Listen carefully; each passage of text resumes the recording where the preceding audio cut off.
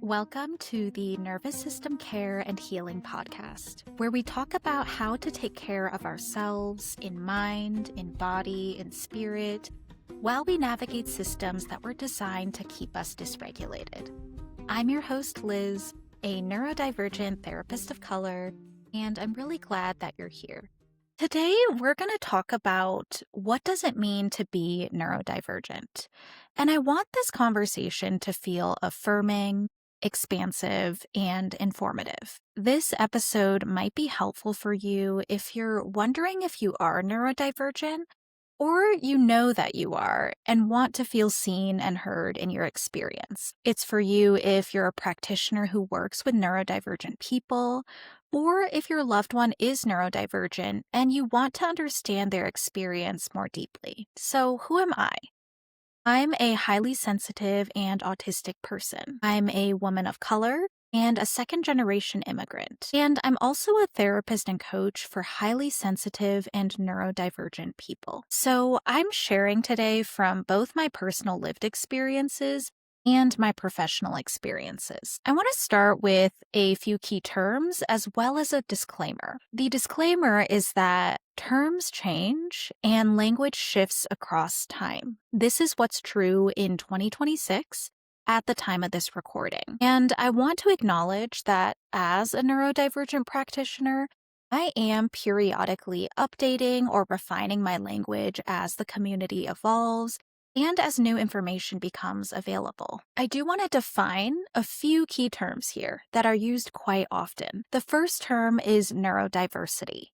This refers to the natural variation in human brains and bodies. Just as the Earth has biodiversity, humanity has neurodiversity, as well as racial diversity, cultural diversity, gender diversity, all of it. Neurotype is another term, and this refers to a type of brain. So, for example, my neurotype is autistic and highly sensitive. That's my brain, and those are the words that I use to describe it. Your neurotype might be autistic and ADHD, or neurotypical, or highly sensitive and gifted, or something else. You get to choose how to describe yourself. Now, what does it mean to be neurodivergent? The term neurodivergent describes individuals whose brains are different from what is considered normal. There is no one way to be neurodivergent. When I say that I'm neurodivergent, I'm saying that I process information, express myself, and generally experience the world in ways that are different from the normal standard. Another neurodivergent person might experience the world in a totally different way than I do. My point is, if you have met one neurodivergent person, you've met one neurodivergent person. And the counterpart to neurodivergent is neurotypical. This term describes individuals whose brains align with social definitions of normal. A neurotypical person is someone who matches the expectation of how a normal person should be. And I am putting the word normal here in air quotes. It is very important for us to remember that typical and normal are not fixed objective standards set in stone. Normal is subjective because what is considered normal behavior in one part of the world or one era of history might be considered abnormal in another culture or another era. In some cultures, direct eye contact is expected and typical. In other cultures, it is not. In some places and times, left-handedness is considered taboo. In other cultures, it is not a big deal to be left-handed. Basically, what we consider typical or normal is always a reflection of the expectations, values, and rules of the current culture that we find ourselves in. And the definition of normal is often weaponized by systems in power. So it's not an entirely neutral term. In the current Western culture, definitions of normal are very much shaped by capitalism and by colonial systems that prioritize certain kinds of productivity, certain kinds of human behavior, and even a certain level of compliance. If you are able to conform to these systems, then you are considered typical or normal, and even a valued member of society. So, someone who's able to hold a 9 to 5 job, communicate verbally in a linear fashion, make small talk, make eye contact, function at a high level within an individualistic and very fast paced society. These are just some of the traits that are associated with being neurotypical. And we see how these traits go hand in hand with capitalistic expectations.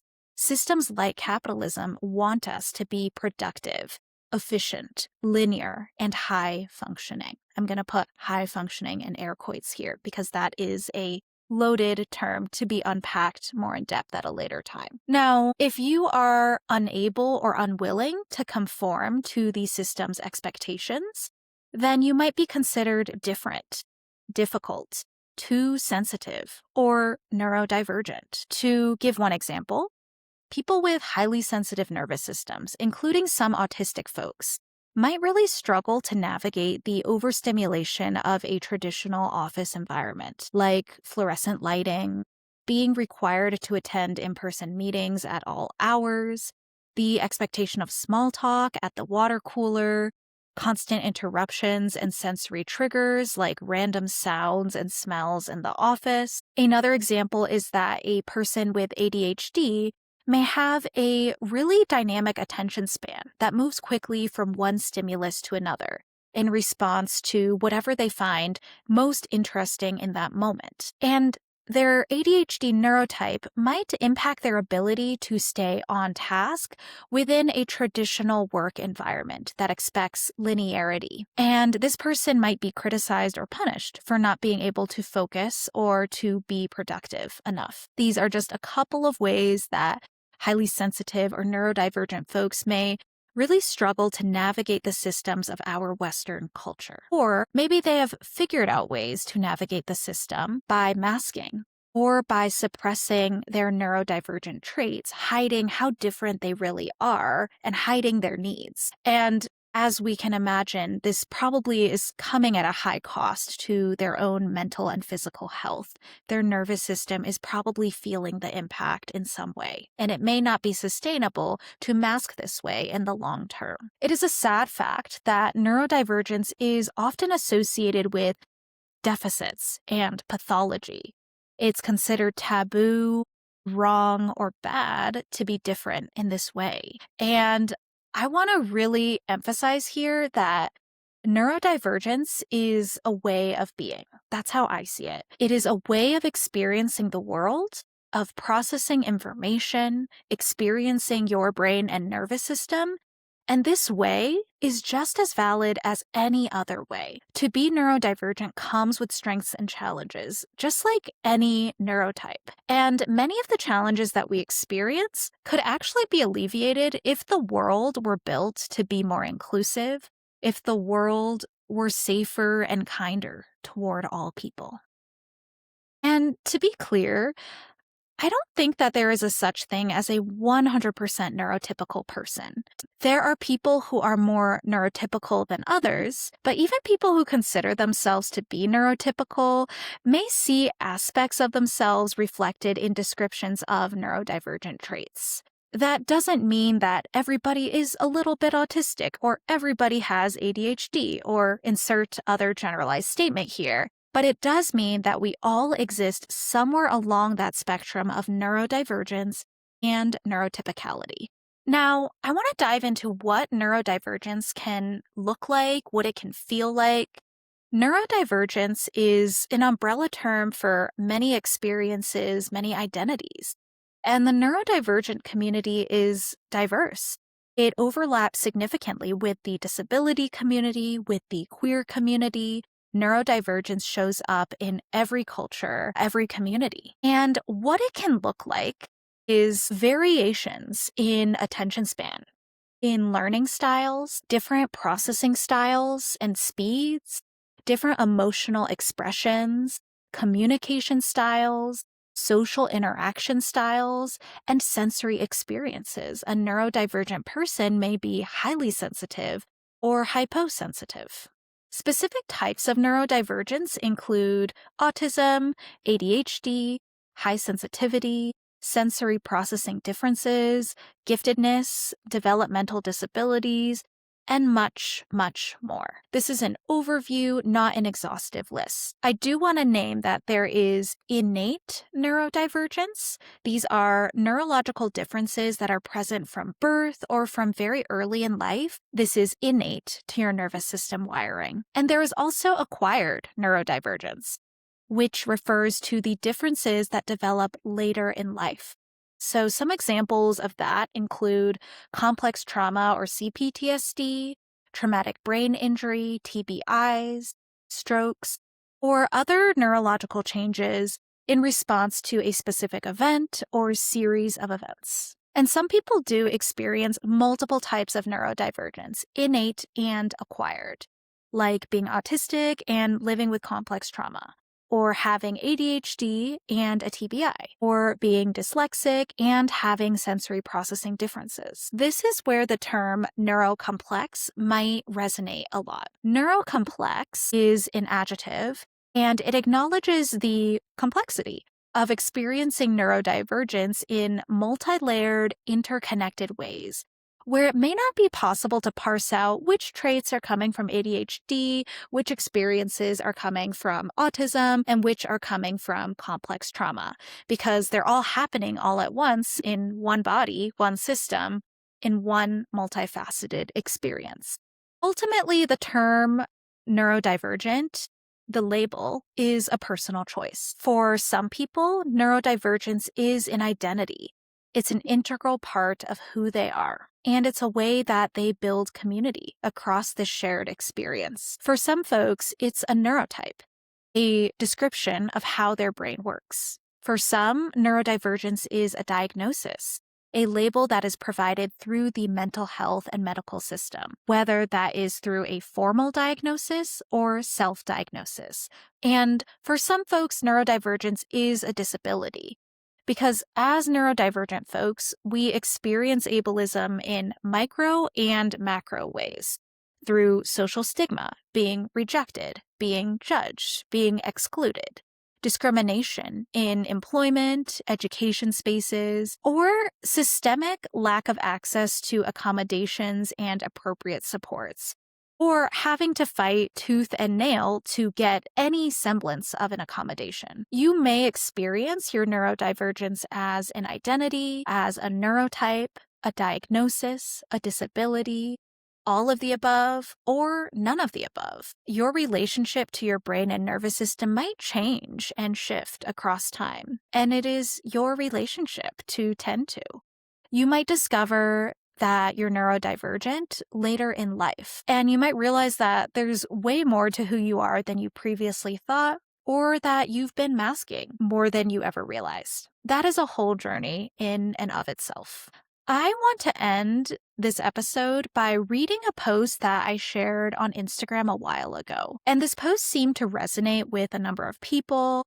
It captures a lot of my thoughts about neurodivergence in a semi-concise way. So I'm going to read it out loud here. The post is called "What I Mean When I Say That I'm Neurodivergent." And here it begins. These are reflections in progress from one neurodivergent person, which cannot possibly capture the breadth, depth, and diversity of the entire neurodivergent community. This is an invitation to reflect on what neurodivergence means to you. When I say I'm neurodivergent, I mean my brain thinks and feels in colors. I might not feel sad, but I might notice a purple sensation in my chest. When I say I'm neurodivergent, I mean I live in a highly sensitive nervous system and get easily overwhelmed. My brain stops processing sounds when the lights are too bright. When I say I'm neurodivergent, I mean my processing style, sensory sensitivities, and social differences fit the neurotype known in Western society as high masking, low support need, autism. This is my innate neurodivergence. When I say I'm neurodivergent, I mean I experience my autism as both a valuable expression of neurodiversity and a disabling condition in our ableist society. When I say I'm neurodivergent, I mean my attention flows in many directions. A sparkly object can derail my entire to-do list. From the outside, this can look like impulsivity and distractibility. When I say I'm neurodivergent, I mean My energy levels fluctuate wildly from day to day. My body needs more rest than a typical 9-to-5 work schedule would allow. From the outside, some might call this lazy. I call it working with the patterns of my nervous system. When I say I'm neurodivergent, I mean my brain loves analyzing systems, tracking patterns, and getting lost in hyper-focused rabbit holes. My nervous system is motivated by interests more so than by priorities. That's why I might spend an afternoon color-coding my wardrobe and forget to eat till midnight. When I say I'm neurodivergent, I mean my brain has been shaped by ongoing experiences of complex and collective trauma. My brain has also experienced profound shifts in consciousness through plant medicines, meditation, breathwork, and psychedelic experiences. This is my acquired neurodivergence. When I say I'm neurodivergent, I mean I intentionally choose to diverge from the norms of neurotypical society and its capitalist colonial foundations. I'm open to unlearning and relearning all that I have been taught about what normal means, about what makes a human life worthy or valuable. When I say I'm neurodivergent, I mean my neurodivergence, the innate parts, the acquired parts, the intentional socially deviant parts, is integral to how I navigate the world. It connects me to my queerness, my sense of self, and all of my identities. It is my joy to be neurodivergent. These are just some of the ways that neurodivergence shows up in my nervous system, my life, and my world. What does being neurodivergent mean to you? Thank you so much for listening to the Nervous System Care and Healing podcast. If you enjoyed this episode, be sure to follow or subscribe on whatever platform you use to listen to podcasts. And if you ever have a few minutes to leave a rating and review, it would mean so much to me, and it helps other people to find the podcast and spread the care. Please remember that this podcast is not a replacement for therapy, coaching, or professional mental health services. The information shared here is generalized, it may not reflect every individual nuance, and it should not be interpreted as personalized mental health advice. So please do seek out additional support if you need it. Take care and be well. This is Liz at Nervous System Care and Healing.